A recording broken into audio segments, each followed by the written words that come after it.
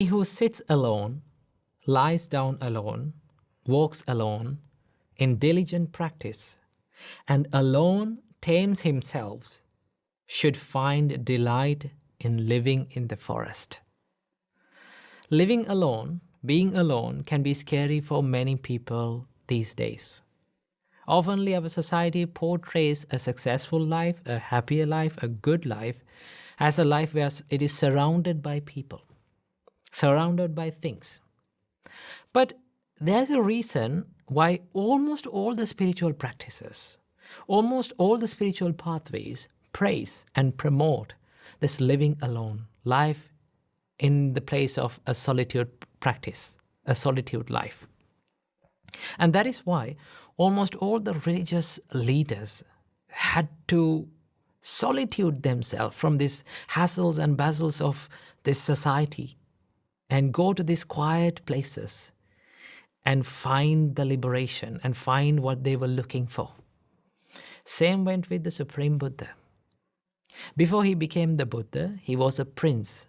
He was living in a palace.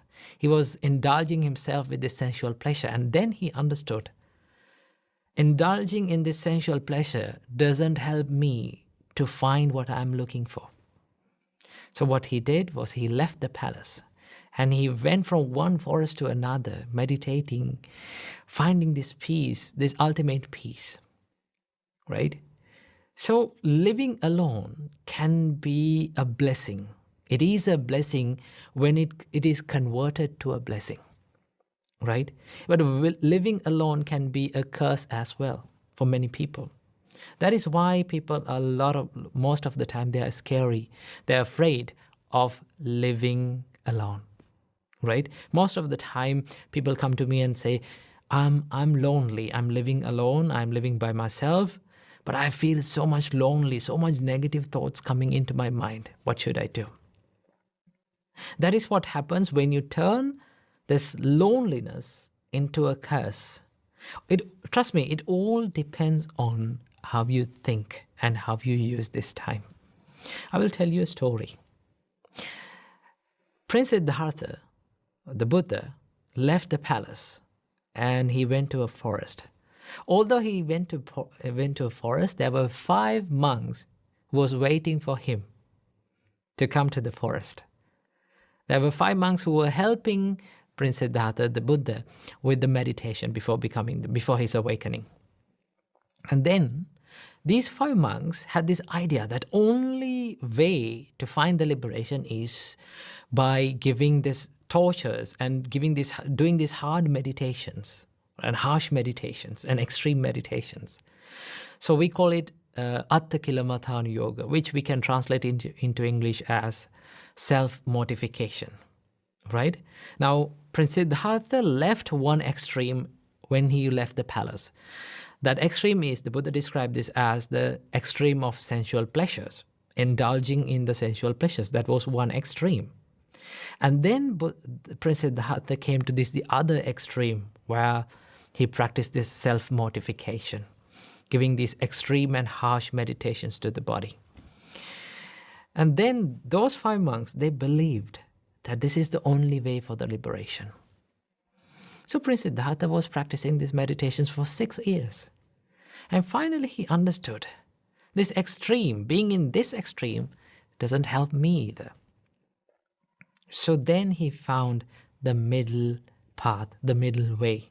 And that is to live a spiritual life by balancing his material and spiritual life both, right? And that is why after that decision, he decided to take some food to his body.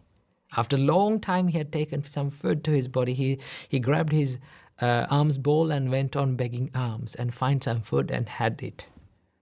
Now all those 5 monks had a lot of expectations on Prince Siddhartha. And then they saw this incident. And then they became disappointed. They said, oh, what a disappointment. We believed him. We had a lot of expectations on him. But look what now happened. He's taking food. Maybe soon he will go back to his palace and he will live a normal life again. So the best decision is to take is to leave him. So what happened? All these 5 monks left Prince Siddhartha. And after this alms round, he came back to the forest, and he saw everyone had left. No one was there. Prince Siddhartha was alone. Then he found this perfect environment, perfect place to be focused more into himself. That was because he was all alone. Right? He got the opportunity to be by himself, right? Focus more into himself. And one day, he sat under the Bodhi tree, and he became awakened. He became enlightened. Right? So this solitude, when it is turned to, when it is used in the correct way, it can be a blessing for you. Right? And the same solitude can be turned into a curse as well.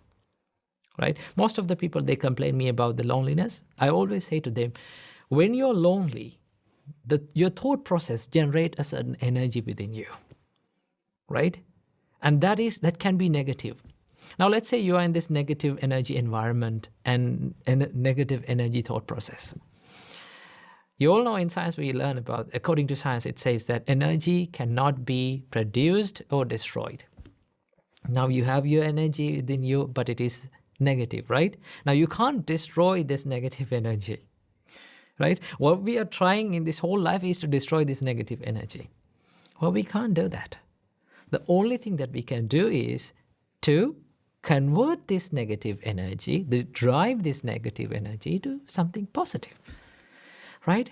So how can we drive this loneliness, this energy to something positive? One of the biggest reasons why people feel lonely is because they lack an aim, a goal to their life. If they have a goal and aim that they should work on, if they have a system that they should work on, then they don't feel that much lonely because they have something to do. They have something to engage with it, right? So this can go either. People can have either material goals or spiritual goals, but everyone must have these spiritual goals within themselves, no matter what life they are coming from, right? Because finally, there will be a time in all of our lives that we come to this lonely place. One day we have to be by ourselves with no one else around us. Right? At that time, if we don't have any quality, any spiritual quality that we have practiced within us, we'll start feeling lonely again and again. And it will start to build up this negative energy within us. Okay? And sometimes we can be too late for that to make it correct. So the best thing is to learn how to convert this negative energy to something positive, right? To do that, you have to have a goal and an aim for yourself, to yourself. Always ask from yourself, what should I do in my life? Who should I become in my life? What should I build up? What qualities should I work on in my life? If you found, we will always find some qualities that we should work on, right? Some mistakes that we have. Some weaknesses within us. If we can work on those weaknesses and make it correct, that time will help you to be more successful, more productive, right? More happy and a more peaceful person. But to do that, what do you need? You need time, right? You need time to be focused on yourself.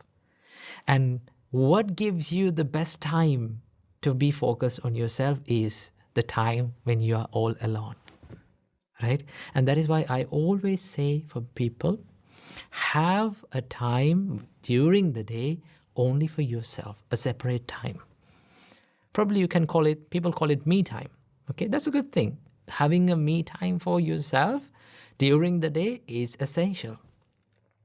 Okay, so I would say as a practical thing, apply it to your life.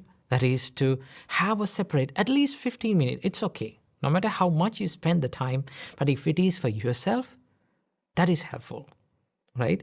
At least spend a 15 minutes of time, right? Sitting down, being by yourself, all alone, right? Not with your mobile phones, not with your Netflix account, not with your movies or anything. Just be by yourself, right? And then learn how to be with your own thoughts, right?